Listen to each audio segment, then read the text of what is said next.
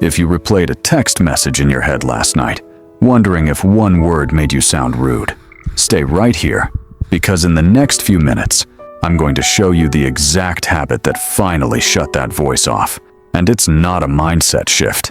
It's something you can do tonight. Overthinking doesn't mean your mind is broken. It means your mind is trying to protect you the wrong way. By the end of this, you'll know exactly how to turn it off. There was a young woman named Sarah.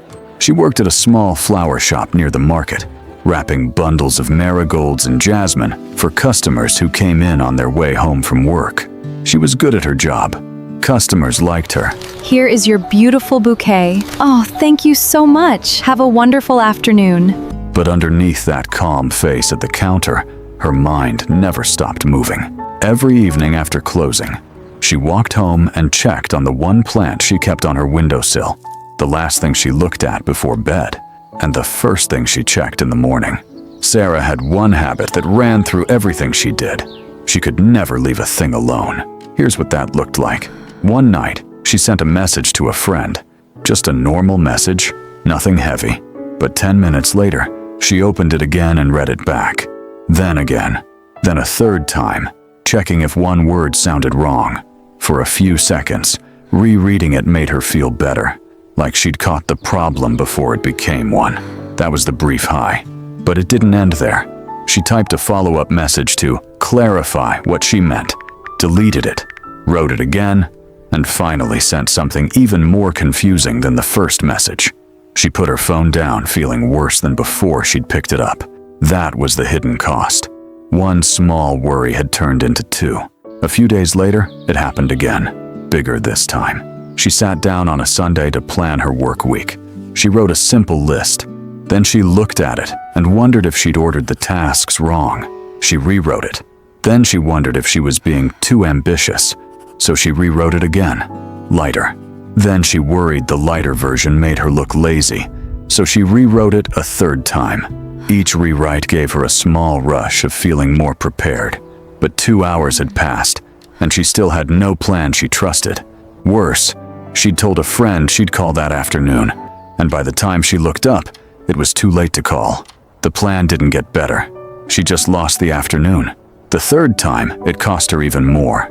She lay in bed thinking about a conversation from 3 days earlier, something small her coworker had said. She replayed it, imagining a sharper reply she should have given. Rehearsing that comeback felt satisfying for a moment, like she was finally winning the conversation. But one memory pulled another. Soon she was thinking about a mistake from last year, then a decision she hadn't even made yet. By the time she looked at the clock, it was past midnight. She had a shift in the morning. The next day, tired and foggy, she made a real mistake at the shop. She gave a customer the wrong change and didn't catch it until they'd already left. Then came the cycle that cost her the most. Her shop owner mentioned, just in passing, that they might cut back everyone's hours next month. Nothing was decided. It was just a maybe. But Sarah couldn't leave a maybe alone. She spent that whole evening running numbers in her head, imagining conversations with her landlord that hadn't happened yet, planning what she'd say if she got fewer hours, then planning what she'd say if she got let go entirely. For a moment, having a plan for every version of the future felt like control. That was the brief high. But none of it was real yet, and none of it was in her hands. By the time she went to bed, she'd worried her way through a job loss that never happened, and she woke up exhausted for a shift that was completely normal. She had spent a night grieving something that was still just a maybe. Her plant on the window was struggling too, and for a long time, she couldn't understand why. She watered it every morning without fail. She watered it again every evening, just to be sure. And on nights when she felt uneasy, she'd water it a third time before bed, just in case. Still, the leaves kept turning yellow.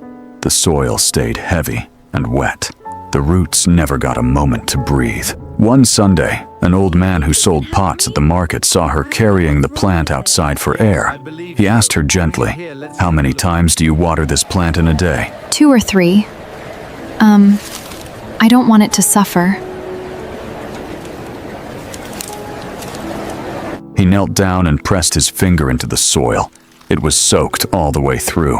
He looked up at her and said one sentence. "You are not feeding it, you are drowning it." Sarah stayed quiet. He kept going. A plant doesn't grow because you touch it more. It grows because you finally leave it still enough to use what it already has. That night, Sarah sat by the window and stared at the tired plant, and something clicked. She watered that plant the exact same way she watered every thought in her head, touching it again and again and again, never letting anything settle, never trusting that it could hold up on its own without her constant checking. The next morning, she tried something different. She watered the plant once and did not touch it again. Her hand kept wanting to check the soil by evening, the same way her thumb kept wanting to open that old message thread. She stopped herself both times. Days passed. The plant didn't die from being left alone. New leaves started coming in at the top, greener and steadier than anything it had grown in months. Sarah started watching her own mind the same way. That evening, when the worry about her co-worker's comment came back for a fifth time, she didn't follow it. She just said, I already watered this one today. And she let it sit there, untouched. Instead of turning it over again, it didn't feel natural at first. Her mind wanted to check the same worry the way her hand wanted to check the soil. But every time she resisted, the noise inside her got a little quieter. By the end of that week, she was falling asleep before midnight for the first time in months. No missed calls, no mistakes at the register, just quiet. This is exactly what happens inside our own heads. We think going over a problem one more time will finally solve it. We think one more round of worry will bring us peace. But most of the time, we're not solving anything. We're drowning a thought that already had everything it needed to settle on its own. Overthinking feels like care, but it works like the opposite of care. Attention without a limit doesn't protect you. It wears you down. A mind checked too many times can't get clear, the same way a plant watered too many times can't grow strong. Peace isn't something you force into your thoughts. It's something you allow by stepping back. So here's the habit I learned, and the one I promised to give you. The next time a worry comes back for the second or third time in one day, say to yourself, I already watered this enough today. Then let it sit, untouched, until tomorrow. Give every heavy thought one honest visit a day, not 10. Your mind doesn't need more thinking to find peace. It needs enough stillness to finally hear itself. If this reminded you of your own restless nights, send it to someone whose mind never seems to rest. Like this video and subscribe, because another story is waiting for you very soon.